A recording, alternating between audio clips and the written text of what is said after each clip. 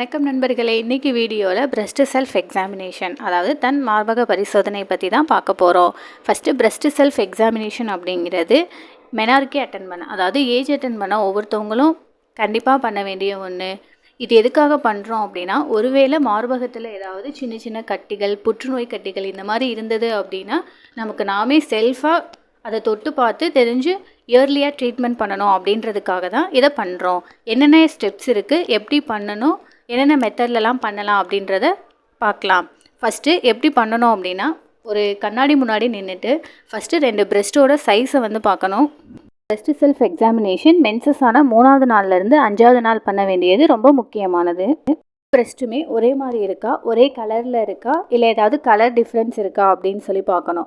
அடுத்தது அந்த 2 பிரெஸ்ட்டையும் டச் பண்ணி, அதாவது தொட்டு பார்க்கணும், பால்பேட் பண்ணி பார்க்கணும். அப்படி பால்பேட் பண்ணும்போது ஏதாவது ஒரு இடத்துல வலி இருக்கா, இல்லை சின்ன சின்ன கட்டி மாதிரி ஏதாவது தெரியுதா அப்படின்னு சொல்லிட்டு பார்க்கணும்.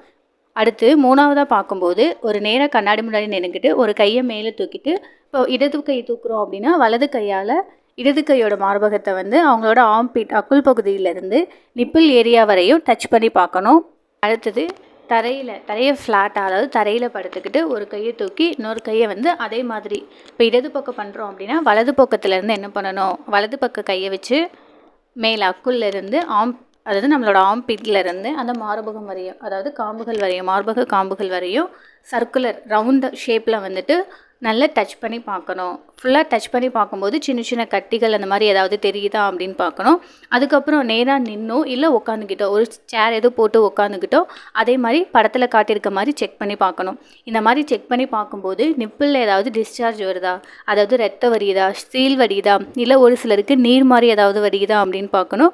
மார்பக காம்புகள் ஏதாவது உள்வாங்கி இருக்கா அப்படின்றதையும் பார்க்கணும். இந்த மாதிரி நம்ம பார்க்கும்போது நமக்கு 2 மார்பகத்திலே ஏதாவது டிஸ்சார்ஜ் எது வருது, இல்லை வேறு ஏதாவது சேஞ்சஸ் இருக்குது, சின்ன சின்ன கட்டி மாதிரி இருக்குது, வலி ஏதாவது இருக்குது அப்படின்ற மாதிரி உங்களுக்கு தெரிஞ்சது அப்படின்னா நீங்கள் உடனே என்ன பண்ணணும் அப்படின்னா, ஒரு டைமுக்கு இன்னொரு டைம் நல்லா செக் பண்ணி பார்க்கணும். அப்படி செக் பண்ணி பார்க்கும்போதும் வலி ஏதாவது இருக்குது, இல்லை சின்ன கட்டி மாதிரி ஏதாவது தெரியுது, டிஸ்சார்ஜ் ஏதாவது இருக்குது அப்படின்னா உடனே உங்களோட டாக்டரை போய்ட்டு கன்சல்ட் பண்ணுறது ரொம்ப முக்கியமானது.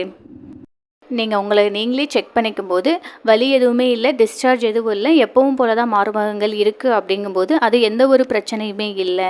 அப்படி இல்லாமல் வலி இருக்குது, இல்லை 2 பிரெஸ்ட்டோட சைஸும் வேறு வேறு மாதிரி இருக்குது, கலரில் சேஞ்சஸ் இருக்குது, சின்ன சின்ன டிஸ்சார்ஜ் இருக்குது அப்படின்னா உடனே போய் டாக்டரை பார்க்குறது ரொம்ப